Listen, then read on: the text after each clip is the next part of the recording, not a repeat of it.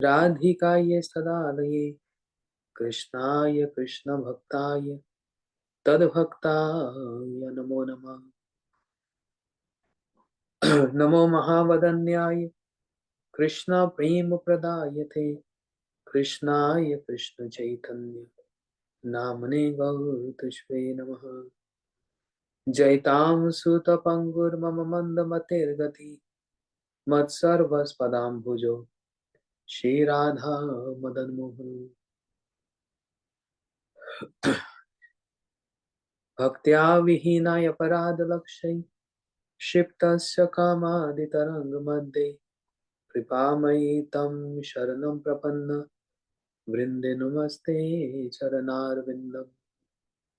श्री कृष्ण चैतन्य प्रभु नित्यानंद श्री अद्वैत गदाधर शिवासादि गौर भक्त वृंदा।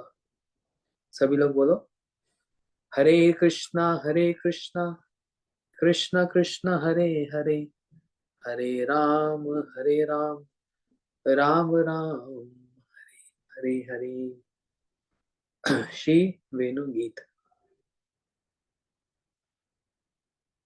श्रीमद् भागवत जी के अंतर्गत हम लोग वेणु गीत को श्रवण कर रहे हैं, जिसमें कुछ दिनों से हम लोग श्री कृष्ण के रूप का जो वर्णन वो श्रवण कर रहे हैं। किस प्रकार ब्रज गोपियों ने कृष्ण के रूप का वर्णन किया। वरहा पीड़म नटवर वपु कर्ण्य कर्णिकारम। आप लोगों में से बहुत से लोगों ने श्लोक याद कर लिया होगा। सभी माताएं, सभी भैया, सब लोग ये नहीं कहना कि नहीं नहीं हमारे बस की बात नहीं, ये श्लोक लोग हमसे नहीं होंगे। ठीक है, मत करो, लेकिन ये वाला एक जरूर कर लो, क्योंकि इसमें भगवान के रूप का वर्णन हुआ है, और वो भी किसी साधारण व्यक्ति के द्वारा नहीं, जो कृष्ण को सबसे अधिक प्रेम करती है। वे कृष्ण कृष्ण अनुरागवती ब्रज गोपियां और राधा जी के मुख से कृष्ण के रूप का वर्णन हुआ है। अब रूप का वर्णन तो कोई भी कर सकता है। अच्छा, दुर्योधन ने भी तो कृष्ण को देखा था। कंस ने भी तो कृष्ण को देखा था। जितने असुर आए थे, और कंस के रंगशाला में जो बड़े बड़े दो हट्टे कट्टे पहलवान, चारुन मुष्टिक, वो तो कृष्ण के साथ एकदम जुड़े हुए थे। कंस की रंगशाला में कृष्ण बलराम दोनों जब प्रवेश किए तो वहां पर दो बड़े हट्टे कट्टे पहलवान, जिनको ये सिखाया गया था कि इन दोनों को मारना है, इतने लंबे चौड़े बाउंसर टाइप, और दोनों कृष्ण बलराम को ऐसे पकड़ लिया। अब देखो, छाती से छाती मिल रही है, मुंह से मुंह मिल रहा है, थाई जंगा से जंगा मिल रही है, पैर से पैर मिल रहे हैं, पेट से पेट मिल रहा है, इतनी निकटता है।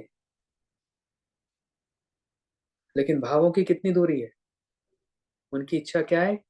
कृष्ण बलराम को मारना है। तो हर कोई अपने भाव के अनुसार दर्शन करता है,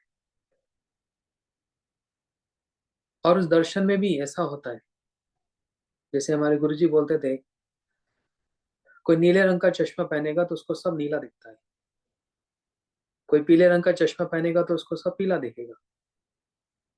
जो जैसा चश्मा पहनता है उसको वैसा दिखता है। दुर्योधन ने कृष्ण को देखते कहा, यह धूर्त है, ये कपटी है, ये छल करता है। तो दुर्योधन ने कौन सा चश्मा पहन रखा है? छल कपट का। स्वयं ही चश्मा पहन रखा है, तो उसको क्या दिखता है? सभी लोग छल कपट वाले, है ना। हर कोई अपने भाव से ही दूसरे का दर्शन करता है। कंस ने भगवान को देखकर क्या दर्शन किया? ये तो साक्षात मेरी मृत्यु है। कंस ने साक्षात मृत्यु का दर्शन किया। और उसी असेंबली में, जहां पर मथुरा की सुंदर सुंदर रमणियां मतलब मथुरा की सुंदर सुंदर स्त्रियां जहां पर कृष्ण के रूप का दर्शन कर रही है, तो उनके अंदर काम उत्पन्न हुआ है, प्रेम उत्पन्न हुआ है कृष्ण को देखने से। जिन पहलवानों को ये कुछ और दिख रहे हैं, कंस को साक्षात मृत्यु दिख रही है, ऋषि मुनियों को साक्षात भगवान दिख रहे हैं, और मथुरा की जो रमणीय उनको अपने प्रियतम का दर्शन हो रहा है। हर कोई अपने भाव के अनुसार दर्शन कर रहा है, यहाँ पर ये दिखलाया जा रहा है। अच्छा, यशोदा मैया कृष्ण को देखेंगी तो क्या दर्शन होगा? ये मेरा लाला, कितना छोटा सा मासूम सा इनोसेंट सा, ये मेरा लाला है। तो वात्सल्य उमड़ेगा। उन्हीं कृष्ण का जब सखा दर्शन करते हैं, देखते हैं, तो क्या बोलते हैं? अरे, तू कौन सा बड़ा है, हम तुम बराबर के हैं। तुम ही कौन बड़ा लोग, तुम ही हम ही सम, तुम कहाँ के बड़े हो, हम दोनों बराबर के हैं। सखा ऐसे दर्शन करते हैं। और जब ब्रजगोपियां कृष्ण का दर्शन करती हैं, तो उनके प्रेम का वर्धन, उनका प्रेम बढ़ जाता है। ये गोपियों का दर्शन। और राधा जी का दर्शन कैसा? सुनाया था ना, एक सखी ने आकर बोला, राधे आज हमने कृष्ण को चरणों से मस्तक तक देखा, टो टू हेड। आज मैंने पूरा दर्शन कर लिया कृष्ण का। और राधा जी रोने लग गई, बोलते तुम्हारा जीवन सफल है, तुमने कृष्ण का पूर्ण दर्शन किया। हाय, मैं आज तक कभी कृष्ण को पूर्ण दर्शन नहीं कर पाई। क्यों? यदि मैं उनके एक नेत्र को देखती हूँ, तो मेरी दृष्टि बस उस एक नेत्र पे लग जाती है, वहां से हटने का नाम ही नहीं लेती। मन करता है उनके वो एक नेत्र को ही देखती जाऊं, निहारती जाऊं, निहारती जाऊं, निहारती जाऊं। यदि मेरी दृष्टि उनके सुंदर सुंदर दो कपोल, कपोल मतलब ये गाल, इस पर पड़ते हैं, तो मेरी दृष्टि वहां से जाती नहीं। इसलिए हाय, मैं क्या करूं, मैंने आज तक कभी कृष्ण का पूर्ण दर्शन नहीं किया। तो बताओ, ये भावना की बात है। जो पूर्ण दर्शन कर रहा है वो बड़ा हुआ, या फिर जो दर्शन नहीं कर पाया वो बड़ा हुआ? समझ आ रही बात? जो दर्शन पूरा नहीं कर पाया राधा जी, वो बड़ी हैं, और जो पूरा कर पाया है वो भी अधूरा है। क्यों अधूरा है? क्योंकि जितना दर्शन करो, सब समय क्या लगता है? कुछ नहीं किया। सब समय एक अभाव लगता है। सब समय राधा जी कृष्ण की सेवा करती है ना, अपने प्रेम को कृष्ण को देती है ना, मतलब प्रेम से सेवा करती है ना, लेकिन इतना करने पर भी राधा जी को क्या लगता है? हाय, मैं कृष्ण को ठीक से सेवा कर नहीं पाई, हाय मेरे को और करनी चाहिए। इस प्रकार सब समय विलाप करती हैं, रोती हैं, क्योंकि जहां पर प्रेम की बात होती है, वहां पर सेटिस्फेक्शन नहीं होता है ना, वहां पर अनसेटिस्फाइड बड़ा रहता है। जैसे मैं बतला रहा था, जो पूर्ण दर्शन कर रही है गोपी, वो छोटी है, और जो पूर्ण दर्शन नहीं कर पाई, कौन? राधा जी, उनका पद बड़ा है। उसी प्रकार भगवान से प्रेम करके यदि कोई संतुष्ट हो गया, तो वास्तव में उसने प्रेम किया नहीं। और जो असंतुष्ट रहा, वास्तव में उसी का ही प्रेम है। आप हनुमान जी से पूछो, हनुमान जी आप 24 घंटा राम जी की सेवा करते हो, कितना प्रेम रखते हो? कितना प्रेम यहाँ पर बसाया हुआ है सीताराम जी को, और चीर फाड़ के दिखला दिया। तो आप इतनी सेवा करते हो, कितने संतुष्ट होंगे आप? हनुमान जी कहेंगे मेरी संतुष्टि हो गई? कभी नहीं। इनकी संतुष्टि नहीं होती। ये प्रेम का लक्षण है, ये प्रेम का स्वभाव है। सब समय असंतुष्ट रहता है, संतुष्ट नहीं रहता। तो ये है रूप का दर्शन। अब ब्रह्मा जी ने भी रूप का दर्शन किया, आएंगे हम बाद में, इस श्लोक पर आएंगे। और ब्राह्मण की पत्नियों ने भी कृष्ण के रूप का दर्शन किया, है ना। और फिर गोपियों ने भी किया। सबका एक समान होता है? नहीं, सबका एक समान नहीं। अर्जुन का दर्शन अलग है, उद्धव जी का दर्शन अलग है, भीष्म पितामह का दर्शन अलग है। क्या बताएं अब। हम्म, इस सभा में कितनी बातें तो खुलकर बोली भी नहीं जा सकती। भीष्म जी का कृष्ण के साथ युद्ध हुआ, अर्जुन ने बाण मारे, और भीष्म क्या कर रहे हैं, कुरुक्षेत्र में दर्शन करते हैं ना, बाण की शैया पर सोए हुए, बाण के बेड पर सोए हुए, शरीर छोड़ नहीं रहे, जबकि उनको वरदान है कि अपनी इच्छा से शरीर त्याग कर सकते हैं, लेकिन अपना शरीर छोड़ नहीं पा रहे, क्योंकि प्रतीक्षा कर रहे हैं कृष्ण के रूप का दर्शन करने की। और जैसे ही श्याम सुंदर कृष्ण आए, भीष्म जी का दर्शन कैसा।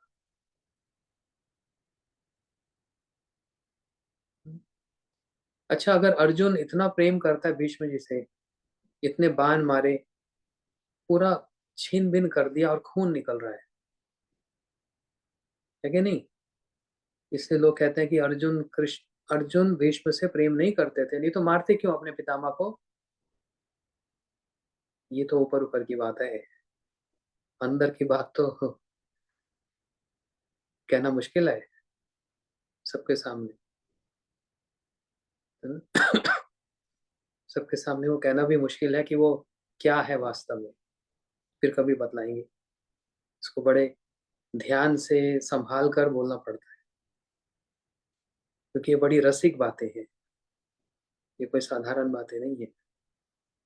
इन्हीं भीष्म और अर्जुन के युद्ध को साधारण लोग एक युद्ध मान रहे हैं, और हमारे आचार्य, हमारे गुरुजन जो उस पर कमेंट्री लिख रहे हैं, टीका लिख रहे हैं, वो उसको क्या मान रहे हैं। बड़ा रसिक विचार है। खैर, कहने में संकोच है, आगे बढ़ते हैं। भीष्म जी ने जब कृष्ण का दर्शन किया, तो दर्शन करते कैसा दर्शन था, ललित कलित विलास वल्गुहास। कृष्ण को देखते ही उनको गोपियों का स्मरण हुआ। वो भीष्म पितामह जो अखंड ब्रह्मचारी, और वो भीष्म पितामह जो अभी बाण शैया पर सोए हैं और कभी भी अपने शरीर को त्याग कर सकते हैं,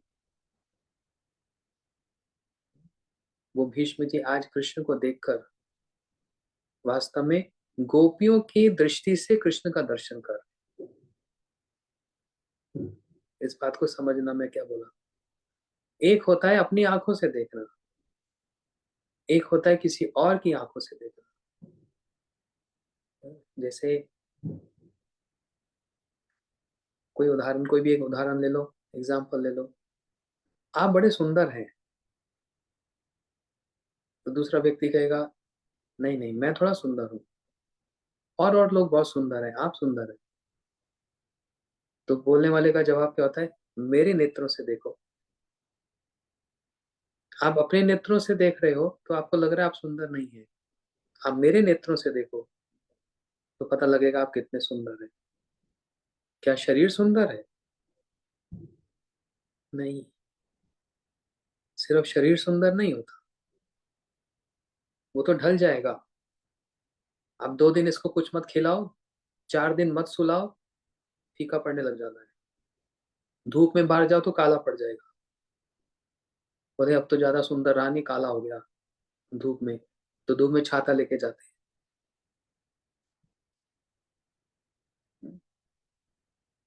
तो क्या सुंदर है?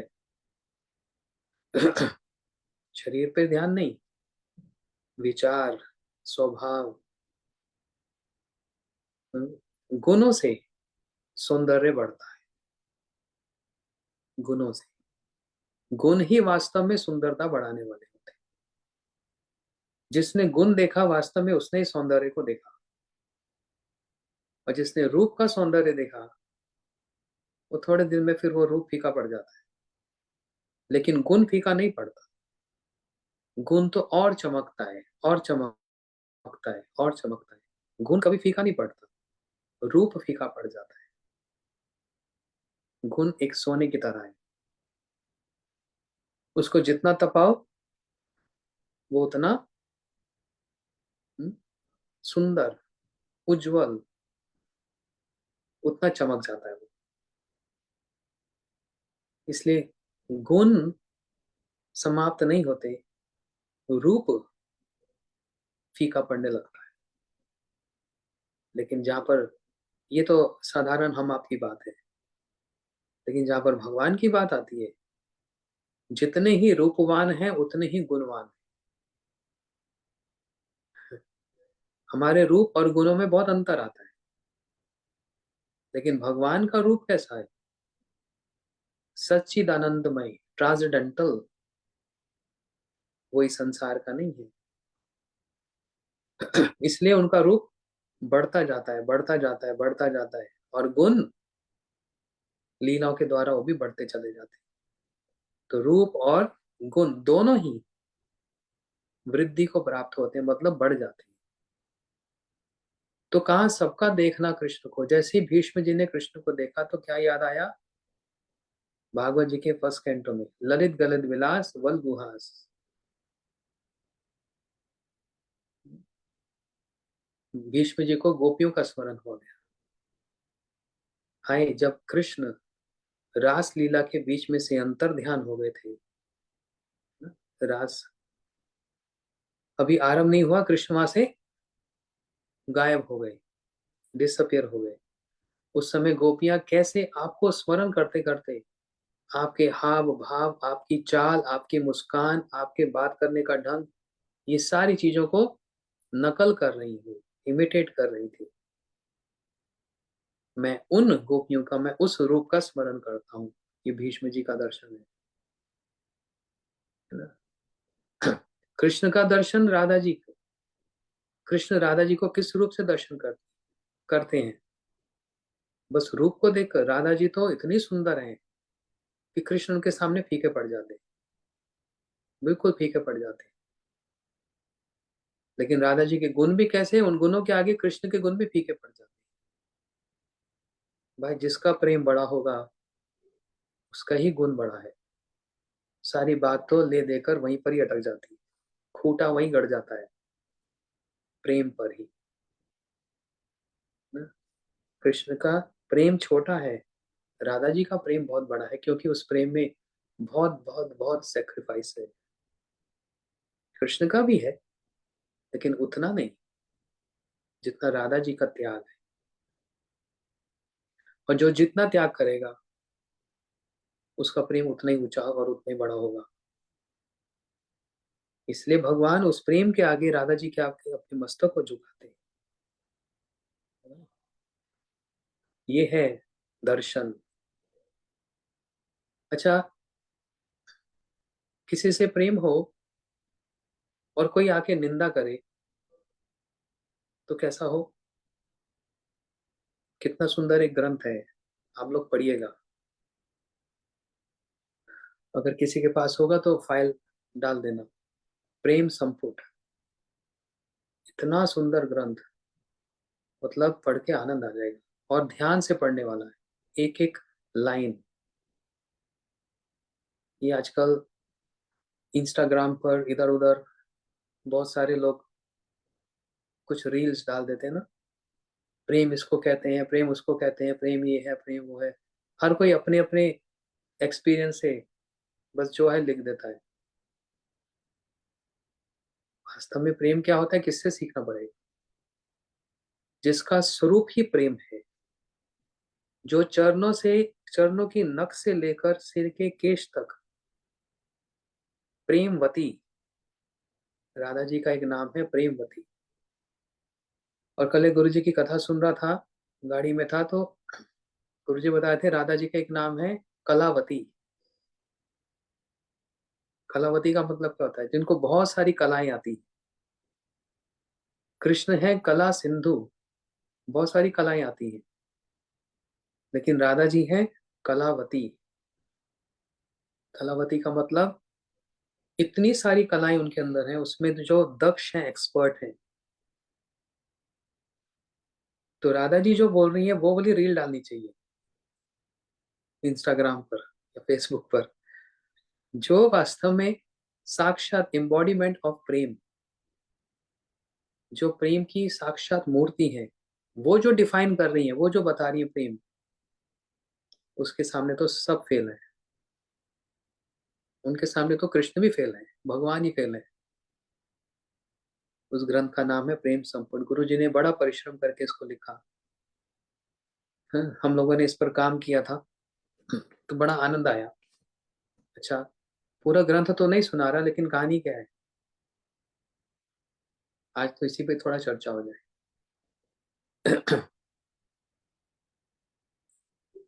कृष्ण एक गोपी का रूप धारण कर, एक महिला का, एक स्त्री का रूप धारण करके, लहंगा चोली पहन के और सिर पे एक चुनरी लेकर, घूंघट लेकर दूर बैठ गए। किसके सामने? राधा जी के सामने। पूरा एक प्लान चल रहा है। ये बहुत अ, राधा कृष्ण ना बहुत स्मार्ट होते, मास्टर माइंड स्मार्ट। तो एक प्लान करके आए। सामने राधा जी बैठी है, उनके सामने आकर दूर जाकर बैठ गए।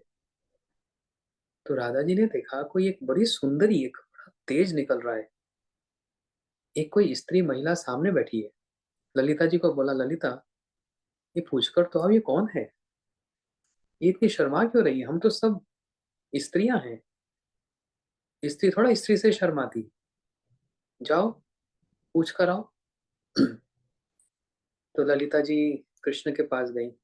अब वो कृष्ण क्या है, एक देवी बने हुए हैं, घूंघट ले रखा है।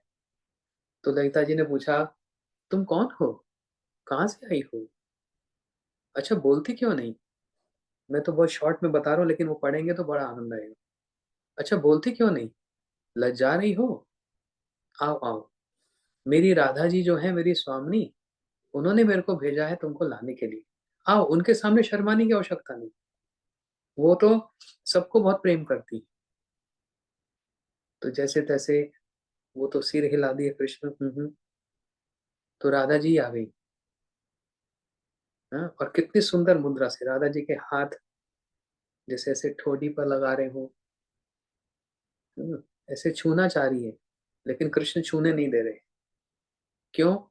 पता है राधा जी ने जहां छू लिया, बस सारा नाटक वहीं भंग हो जाएगा।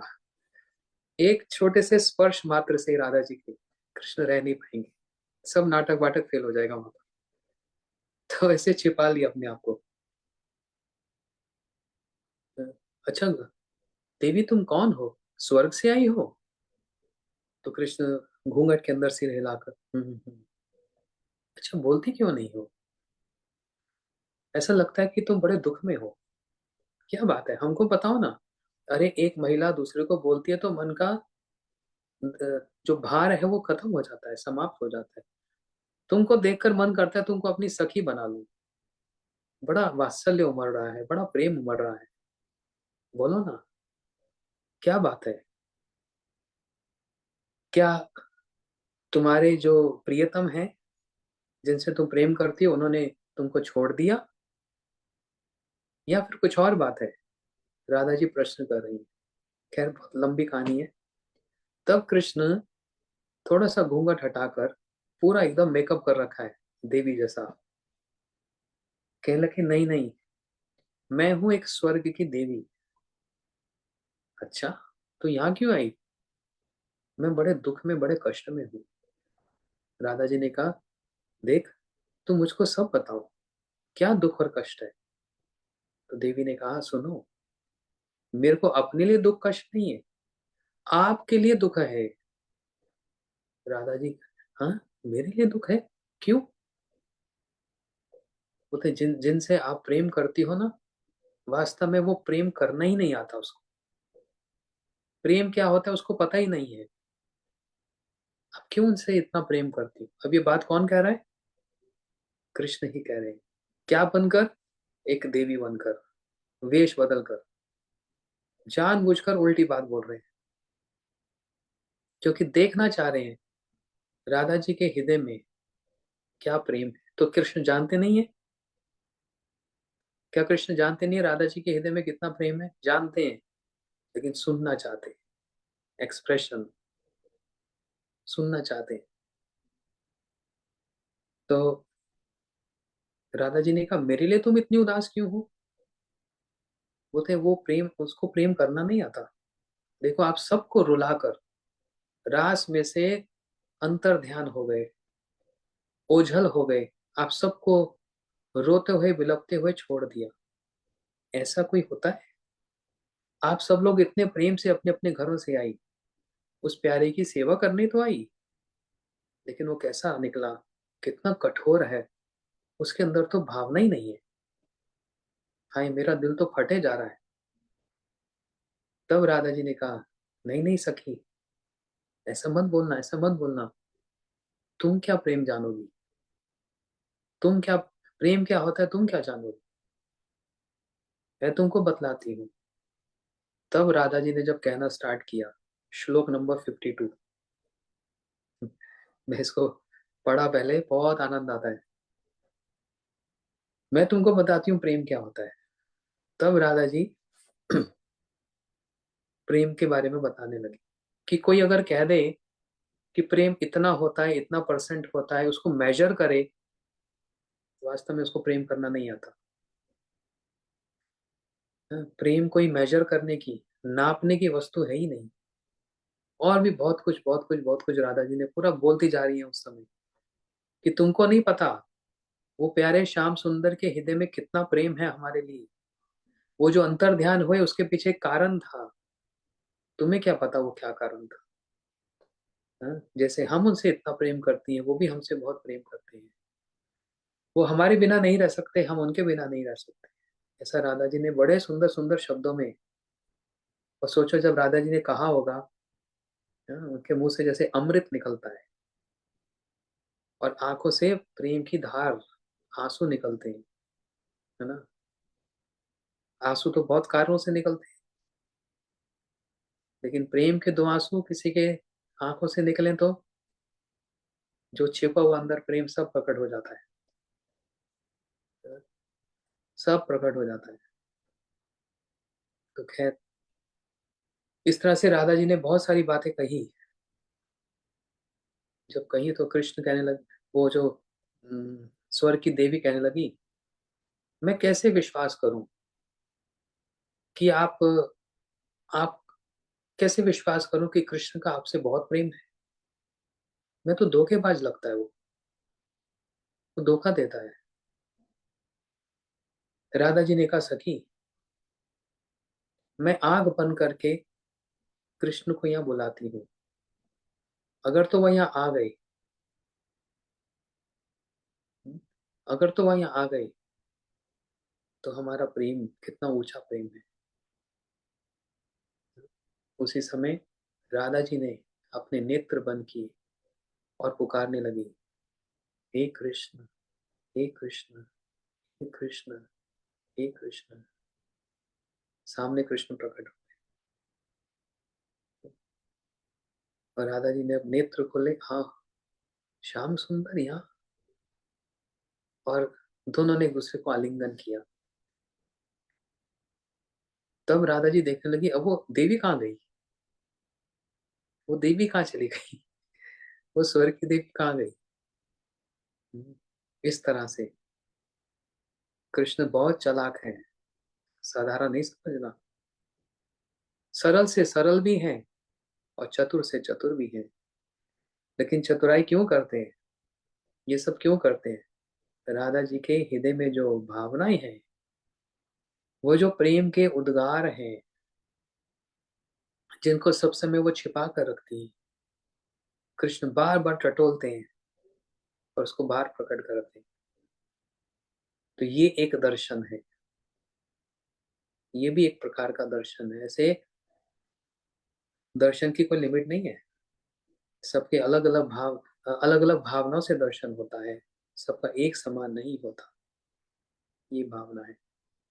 अब यहाँ पर गोपियां जो कृष्ण के रूप को देखकर जो रूप का वर्णन कर रही है, यही श्लोक, यही दर्शन सबसे बड़ा दर्शन है।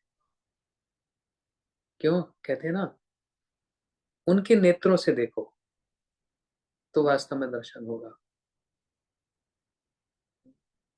तो इसलिए ये श्लोक कितना इंपॉर्टेंट है, आप सब लोग इसको याद करो।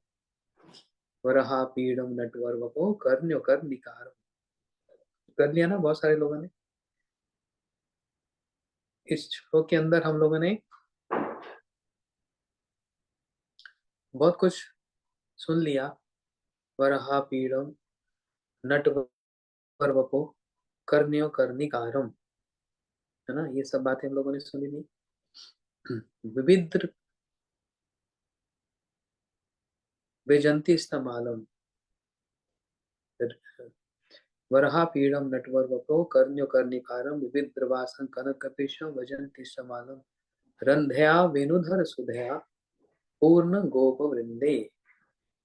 हम इसको सुन रहे थे, कैसे वो वेणु, जो हम वेणु गीत सुन रहे हैं, वो वेणु किस प्रकार से उनके हृदय में जो अनुराग है, उस अनुराग को वो प्रकट कर देती है। क्या? वेणु, जो वेणु अपने होठों में लगाए रखते हैं और जो कृष्ण का संग करता है, उसके सारे छिद्र, सारी कमियां समाप्त हो जाती हैं। लेकिन वेणु जो कृष्ण के अधरों के साथ, होंठ के साथ लगे हैं, उसके अंदर छिद्र रह जाते हैं, क्योंकि बिना छिद्र रहे वेणु तो बजेगी नहीं।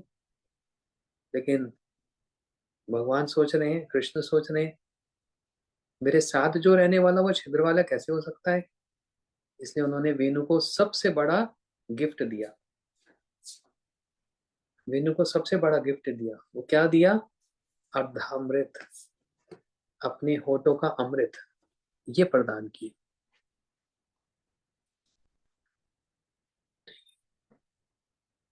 फिर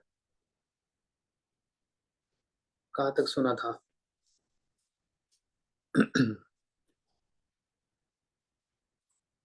वृंदारण्यम सपदरम्नम रामकृष्ण गीत गीत। आज इसको सुनते हैं। वृंदारण्यम सपदरम्नम, क्या मतलब? गोपियां एक दूसरे से बोल रही हैं, अरे सखी री। ये भी बोलने का एक एक ढंग है। सारे बोलना तो एक जैसा नहीं होता ना। जो बहुत अपनी क्लोज सखी जो होती है, उसको ही इस प्रकार से री कह के बोला जाता है। जैसे नाम तो राधा है, बोलते क्या है? राधे। कोई राधा कृष्ण जप नहीं करता, राधे कृष्ण जप करता है। वृंदावन में कोई जाते हैं तो राधा राधा नहीं बोलता, राधे राधे बोलते हैं। कोई अंतर है? बहुत अंतर है। नाम तो राधा है, पुकारने में राधे हो जाता है। तो धा और धे में क्या अंतर आ गया? क्या अंतर है? नाम तो राधा है, लेकिन जब किसी को पुकारा जाता है तो कैसे पुकारा जाता है? अरे सुनो तो, अरे सुनो सुनो। तो रे कह के पुकारने का मतलब क्या होता है? बहुत क्लोजनेस है, बहुत क्लोजनेस है, अंतरंग भाव है। तो अपनी सखियों से बोल रही है, सखी रे, ब्रजभूमि ही इस भूतल पर सर्वाधिक धन्य है। क्या कह रही है? हे सखी, ब्रजभूमि, ये वृंदावन की जो भूमि है, ये ही भूतल पर, इस पृथ्वी पर सबसे अधिक धन्य है। कोई अगर पूछे वृंदावन कहाँ है, उसने वृंदावन कहाँ है? इंडिया में, भारत में। सच में ये बात सच है। भारत कहाँ है इस संसार में? वृंदावन भारत में है? नहीं, भारत वृंदावन में है। वृंदावन का परिचय भारत से नहीं है, भारत का परिचय वृंदावन से। The identity of India is because of existence of presence of Vrindavan. ये अंतर है। तो वृंदावन की जो भूमि बड़ी धन्य है। ब्रज भूमि बहुत धन्य है, और इस ब्रज भूमि में फिर वृंदावन परम धन्य है। देखो, कभी कंफ्यूज नहीं होना। एक जहाँ हम वृंदावन दर्शन करने जाते हैं वो तो वृंदावन है, लेकिन पूरा 84 कोस जो ब्रज है उसको भी वृंदावन ही कहा जाता है। लेकिन उसके बीच में ही ये जो एक वृंदावन की भूमि जहाँ हम लोग दर्शन करने जाते हैं, ये है रास स्थली। यहाँ हुआ भगवान का रास, इसलिए ये वृंदावन परम धन्य है। क्यों? जिसके वन प्रदेश में श्री कृष्ण अपने सखाओं के साथ गोचारण करने के बहाने वेणु वादन करते हुए सुखपूर्वक विचरण करते हैं। ये वृंदावन क्यों इतना धन्य है? क्यों इतना अ, क्यों इसकी इतनी महिमा है? क्योंकि इस वृंदावन के वनों में, जंगलों में कृष्ण अपने सखाओं के साथ और अपनी गैयों के साथ गोचारण मतलब गैयों को चराने ले जाते हैं। और लेकिन वास्तव में इनका अ, प्रयोजन क्या है? वेणु वादन।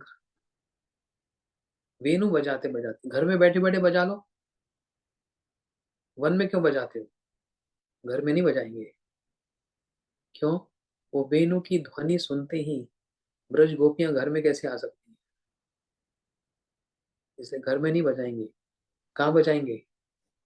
वन में बजाएंगे जहाँ पर सब मिलने आ सके। अतः वृंदावन भूमि उनको बड़ी प्रिय है। किसको? श्री कृष्ण को वृंदावन की भूमि सबसे प्रिय है। इसलिए वृंदावन को बनाया क्या? अपना घर। कथा सुनते हैं ना, भगवान ने प्रयागराज, इलाहाबाद जो है, जहाँ 3 नदियों का संगम है, उस प्रयाग को बनाया सारे तीर्थों का राजा। प्रयाग का तिलक किया, जाओ तुम सारे तीर्थों के राजा हो गए। थोड़े दिन के बाद प्रयाग बड़ा उदास। भगवान ने कहा तुम इतने उदास क्यों? बोलते सारे तीर्थ आकर मुझको प्रणाम करते हैं। तो भगवान ने कहा तो अच्छी बात है, करना चाहिए, क्योंकि तुम तो सारे तीर्थों के राजा हो गए। तो प्रयाग बोलते नहीं, ये वृंदावन आकर प्रणाम नहीं करता, इसलिए मैं बड़ा दुखी हूँ। भगवान आंख दिखाकर कहने लगे चुप कर, तेरे को मैंने तीर्थों का राजा बनाया, अपने घर का राजा नहीं बनाया। वृंदावन मेरा घर है। इसलिए भगवान को, इसलिए श्री कृष्ण को वृंदावन सबसे प्रिय है। जानते हो क्यों? उसी वृंदावन की भूमि पर श्री कृष्ण ने अपनी समस्त लीलाओं में सबसे बड़ी जो लीला, वो रास लीला वृंदावन की भूमि में, और कहीं ये रास हो नहीं सकता। इसलिए वृंदावन की भूमि बड़ी प्रिय है। अच्छा, उस वृंदावन की भूमि में क्या है? ऊपर से बाह्य रूप से वो भूमि देखने में बड़ी कठोर लगती है। कैसे कठोर है? छोटे छोटे नकीले पत्थर, कांटे, इसलिए वो भूमि बड़ी कठोर है। लेकिन ऐसा होने पर भी कृष्ण के चरणों के लिए बड़ी सुखकर है।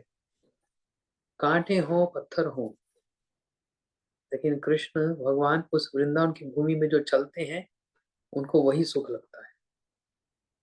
क्यों? कांटे हैं, पत्थर हैं, सुख लगता है क्यों? क्योंकि वहां पर जो ऐसी एक चीज है जो और संसार में कहीं नहीं है। वहां ब्रज ब्रज गोपियों का, उन अनुरागवती गोपियों का प्रेम है। अच्छा, ये तो बहुत बड़ी बात है। हम छोटी सी बात पे आते हैं। अभी होली से पहले नवदीप परिक्रमा होती है। सब लोग कलकत्ता जाते हैं, मायापुर धाम जाते हैं। रोज 20 किलोमीटर चलना होता है, नंगे पांव। सड़क जल रही होती है पूरी, एकदम एकदम तप रही होती है, और उसके ऊपर नंगे पांव 12 किलोमीटर जाना, 12 किलोमीटर आना, पैदल, हर रोज। तड़पती हुई चिलचिलाती धूप, पैर भी गरम, सिर भी गरम, पूरा शरीर गरम ऐसी हालत हो जाती है। तो कितनी बार उसमें पत्थर लगते हैं, छोटे छोटे पत्थर, क्योंकि जमीन है एकदम गर्म, उस पे पैर रखो तो पत्थर बिल्कुल पैर के अंदर चला जाता है। नहीं, जो आ रहे हैं डरने, डरना नहीं। इतना होने पर भी पता क्या होता है,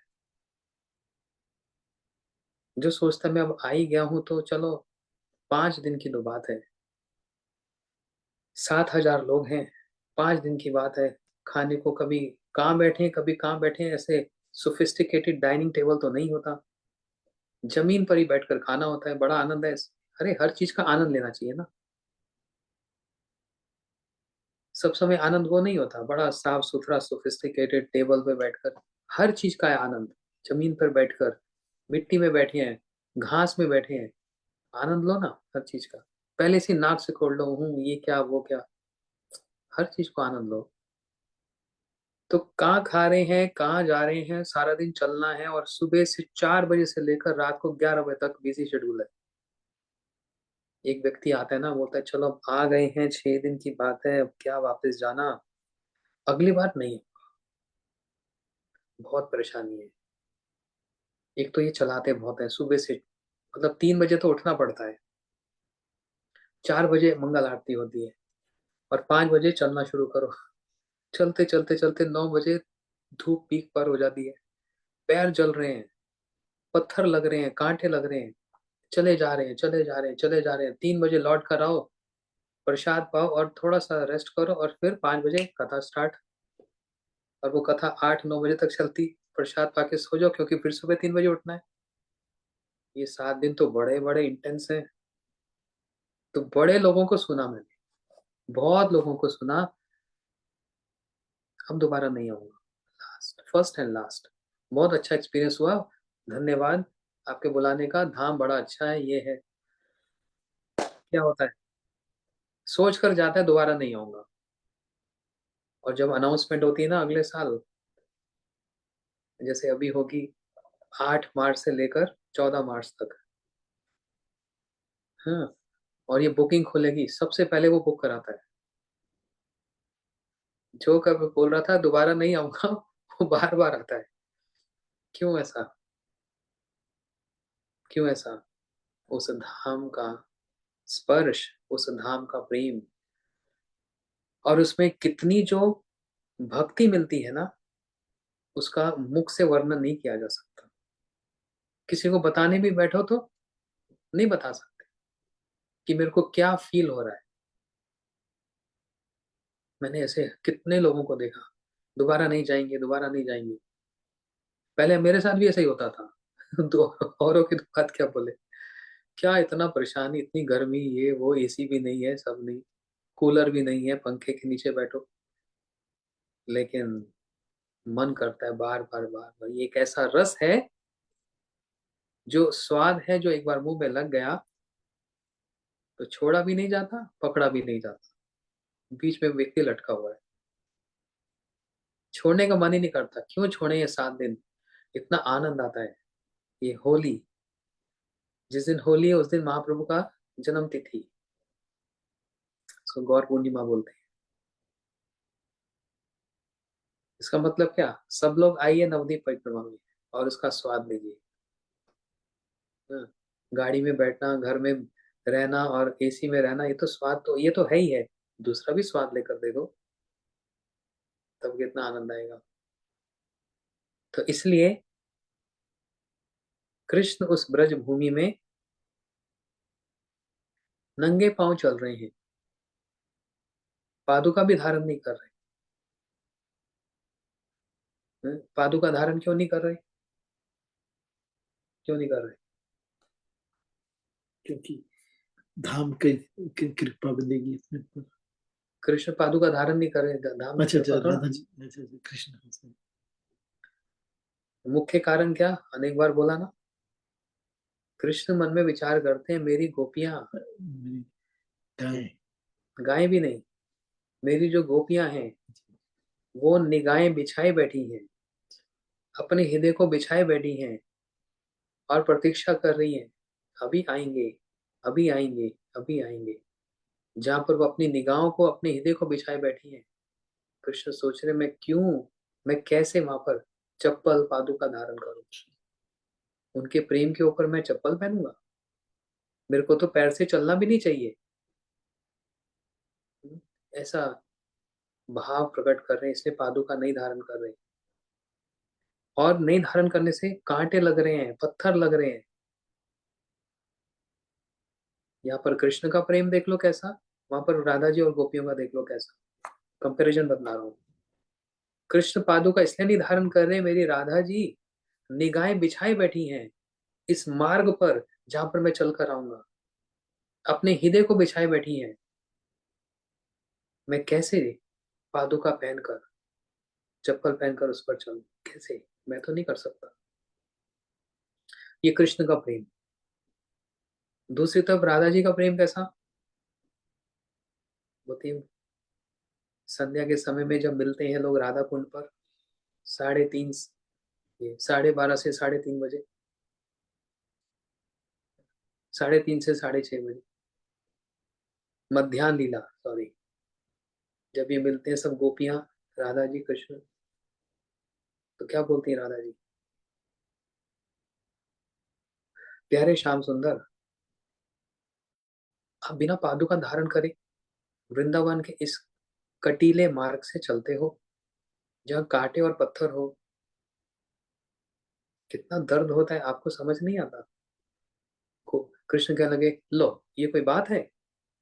अरे कांटा मेरे को लगेगा, पत्थर मेरे को लगेगा, दर्द मेरे को होगा, तुम्हें क्या परेशानी है? तुम तो घर बैठी हो ना। तब गोपियां कहने लगी, यही बात तो आपके समझ में नहीं आती। अब देखो कृष्ण पादुका क्यों नहीं धारण कर रहे, बतला दिया ना। वो राधा जी का चिंतन करते हुए नहीं कर रहे। और राधा जी को क्या परेशानी हो रही है, ये पादुका धारण क्यों नहीं करते? हाय कांटे लगते होंगे, पत्थर लगते होंगे। तो बोले श्याम सुंदर, ऐसा मत जाया करो। तो कृष्ण कहने लगे, कांटा लगेगा, पत्थर लगेगा तो मेरे को लगेगा, मेरे को पीड़ा होगी, तुम्हें क्या परेशानी है? तो राधा जी कहने लगे, यही एक बात तो आपको समझ नहीं आती, ये है प्रेम माधुरी। जिन आपके कोमल कोमल चरणों को, जैसे एक तमाल का वृक्ष कभी देखना, कभी वृंदावन में उसके पत्ते को हाथ लगाना। गुरु जी बोलते थे वो पत्ता इतना कोमल होता है, हाथ लगा के देखना एकदम रुई जैसा कोमल। बोलते भगवान के चरण इससे 100 गुना ज्यादा कोमल होते हैं। तो गोपियां कहती हैं, जिन चरणों को हम यहाँ रखते हुए भी डरती हैं, कहाँ पर? अपने वक्ष स्थल पर। ये कोई कठोर स्थान होता है तो कितना मोल मुलायम। यहाँ पर रखते हुए हम डरती हैं कि कहीं आपको चोट ना लग जाए। यहाँ पर आप उन चरणों से वन में जाते हो, पत्थर लगता है, कांटे लगते होंगे, लेकिन ये आपको समझ नहीं आएगी, क्योंकि आपको प्रेम करना ही नहीं आता। वो हमको पीड़ा होती है ये सोच सोच कर, ये विचार करके, कहीं प्यारे को लग ना जाए, कहीं को कांटा ना लग जाए, कोई पत्थर ना लग जाए। ये सोच सोच कर हमको इतनी बेचैनी रहती है सब समय। जब तक उन चरणों को हम देख नहीं लेती फिर कि ये ठीक है, तब तक हमारे हमको शांति नहीं मिलती। तो देखो कैसे कृष्ण राधा जी की चिंता करते हुए पादुका धारण नहीं करते, और राधा जी कैसे कृष्ण की चिंता करती है। इसी को बोला गया क्या? प्रेम। बड़ा सुंदर राज्य है ये प्रेम का, बड़ा सुंदर राज्य है। और इसलिए कहा 2.5 अक्षर प्रेम का पढ़े सो पंडित है। जिसने ये 2.5 अक्षर प्रेम की भाषा को समझ लिया, बस उसने सब समझ लिया, सब समझ लिया। तो इसलिए वृंदावन की भूमि में प्रस्तर खंड, मतलब पत्थर और कंटक, कांटे, छोटे छोटे, किंतु ऐसा होने पर भी कृष्ण के चरणों के लिए बड़े सुख कर है। कृष्ण को बड़ा सुख लगता है। यदि ऐसा नहीं होता तो श्री कृष्ण गोलोक वैकुंठ आदि समस्त धामों की अपेक्षा मधुरतम लीला विलास कर इस भूमि को कृतार्थ क्यों करते? ये कांटे भी कृष्ण को लगते हैं तो बड़ा सुख लगता है। अगर ऐसा नहीं होता तो कह रहे हैं तो फिर क्यों कृष्ण अपने उस गोलोक धाम को, उस वैकुंठ को छोड़कर और सारे और धामों को, तीर्थों को छोड़कर इस भूमि पर ही क्यों चलते हैं? कांटे खाने के लिए? पत्थर खाने के लिए? हाँ, क्योंकि वहां पर एक सबसे बड़ा सुख है। क्या सुख है? राधा जी तो वहीं मिल सकती, और कहीं नहीं मिलेंगी। अब इसमें भी कितना गहरा सिद्धांत है। कृष्ण द्वारका चले गए, कुरुक्षेत्र चले गए, दिल्ली में भी आए, इंद्रप्रस्थ। अगर राधा जी आपको इतना विरह हो रहा है, आकर मिल लो। आपको इतना बेचैन हो रही हो, द्वारका जाओ, कृष्ण से मिल लो। कुरुक्षेत्र आ जाओ, कृष्ण से मिल लो। इंद्रप्रस्थ दिल्ली में आ जाओ, कृष्ण से मिल लो। लेकिन नहीं, राधा जी कभी वृंदावन छोड़कर नहीं जाती, क्योंकि ये भूमि ही ऐसी है। यहाँ पर जो हमने प्रेम का आदान प्रदान, रेस्पोकेट किया है, इन स्थानों को छोड़कर मैं कभी नहीं जा सकती। ये कृष्ण को स्मरण कराने वाली है। तो कृष्ण को स्मरण कराने वाला तो द्वारका नहीं है, कुरुक्षेत्र नहीं है, है। लेकिन वहां पर भाव अंतर हो जाता है, इमोशंस बदल जाते हैं। क्यों बदल जाते हैं? द्वारका में सब कृष्ण की पूजा कैसे करते हैं? ऐश्वर्य भाव से, विद ऑपुलेंस। वहां सोने का मुकुट है, कान में हीरे के कुंडल हैं। लेकिन वृंदावन की भूमि में कोई सोने का मुकुट नहीं, मोर पंख है। यहाँ पर कान, हीरों के कुंडल नहीं। यहाँ पर कर्म कर्णिकारम, कर्णिका का फूल। यहाँ पर गले में वैजंती माला, पत्तों से, फूलों से श्रृंगार। क्योंकि यहाँ का हर एक पत्ता, एक फूल, हर कुछ कृष्ण से अथाह प्रेम करता है। ये अंतर है। और इसको समझना चाहते हैं तो भागवत में सुनाता हूं मैं। कृष्ण जमुना जी में डूब गए, सांप कालिया को दंड देने के लिए, शासन करने के लिए। जब चारों ओर खबर फैली, सूचना गई कि हाय कृष्ण डूब गए, हाय कृष्ण डूब गए। जितने थे सब के सब दौड़े दौड़े आ रहे हैं और जमुना जी में कूद कर अपने प्राणों को त्याग देना चाहते। यदि कृष्ण नहीं तो हम नहीं।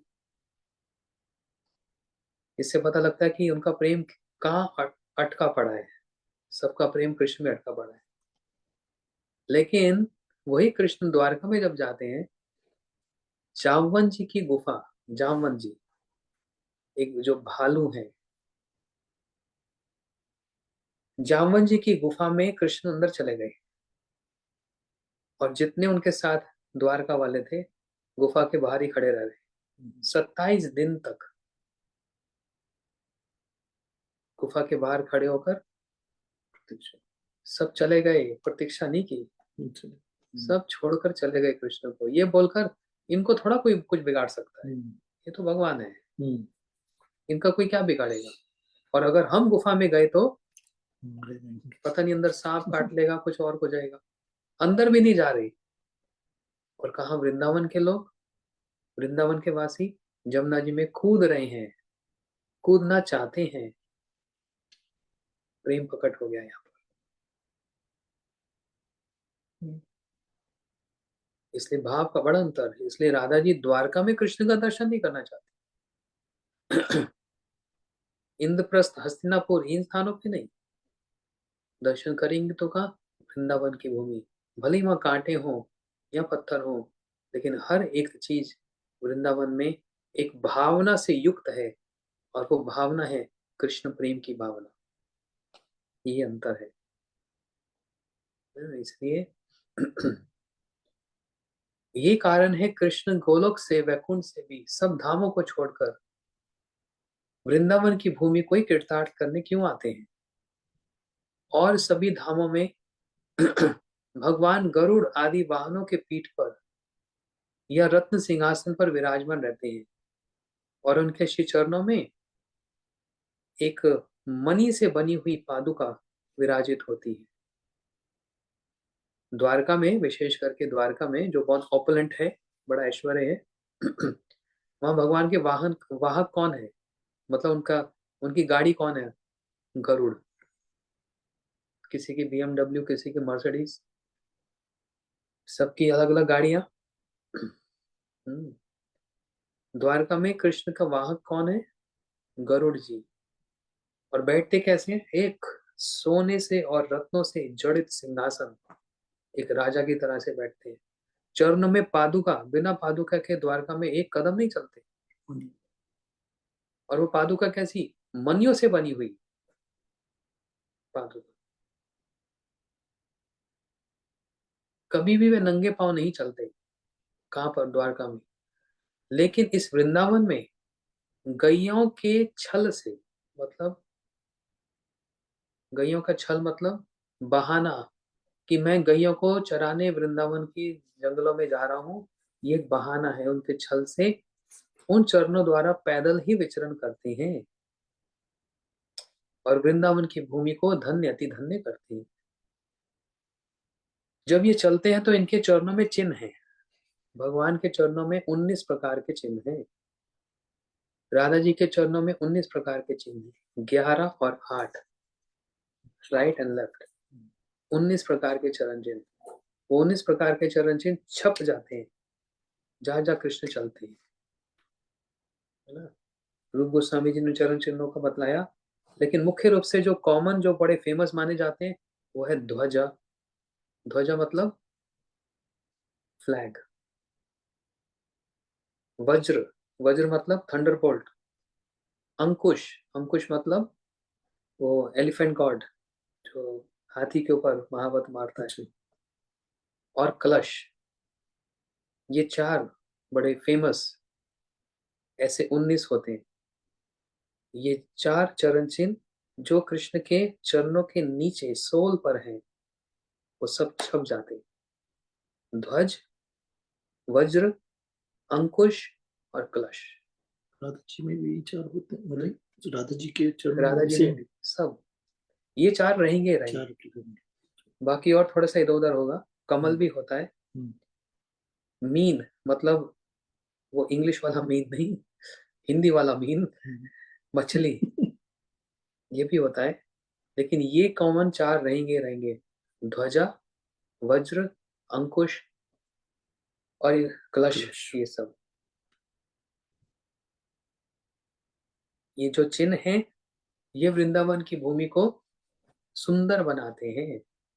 और बड़े मजे की बात, कृष्ण 9 लाख गायों के साथ जंगल में है, वन में है। जहां जहां जाएंगे इनके चरण का चिन्ह छप जाता है।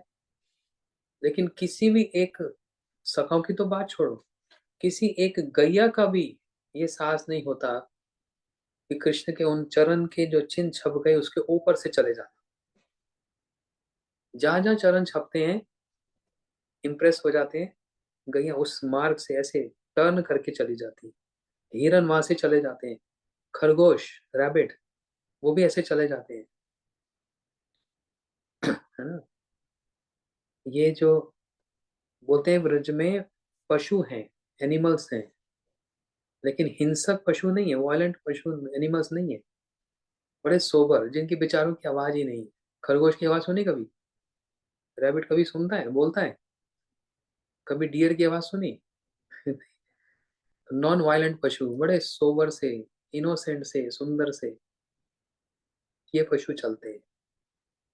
जब वो चलते हैं तो कृष्ण के चरणों के ऊपर पैर नहीं रखते वो, पूरा मान देते हैं, ये हमारे प्यारे का चरण चिन्ह है। ये चरण चिन्ह का दर्शन आज भी होता है। जब हम लोग कार्तिक में परिक्रमा करते हैं तो ऐसे ऐसे स्थान पर जाते हैं जब भगवान के चरण चिन्ह है, तो वहां पर दिखने को मिलते हैं, है ना। अब तो 5,000 साल हो गए, इसलिए थोड़ा सा इरोजन, वो थोड़ा सा, विलुप्त हो गए। हाँ, वो घिस जाता है। गिर जाते हैं। लेकिन अभी भी वो चिन्ह दिखते हैं। ये साक्षी है ये जो शिलाएं, जो पत्थर वहां पर, ये साक्षी हैं कि 5,000 साल पहले प्रभु यहाँ पर ऐसी सुंदर सुंदर लीला किए थे। इसलिए वृंदावनम सपदरमनम, इस वृंदावन की भूमि ही कृष्ण को सबसे प्यारी है, वृंदावन की भूमि। और इस भूमि पर नंगे पांव चलते हैं, कभी पादुका धारण नहीं करते, और गैयों के छल से, गैयों के बहाने से ब्रज गोपियों से मिलने का बहाव प्रकट करते। तो ये वराह पीडम नटवर वपु कर्ण्यो कर्णिकारम विद्रवासम कनक कपिशम वजंती समानम रंध्या वेणुधर सुदया पूर्ण गोप वृंदे वृंदारण्यम सपदरमनम। यहाँ तक हमने आज सुना, अभी और भी है, तो टू बी कंटिन्यूड, कल सुनेंगे इसके आगे की गाथा। श्री वेणु गीत की जय, श्री वृंदावन की भूमि की जय।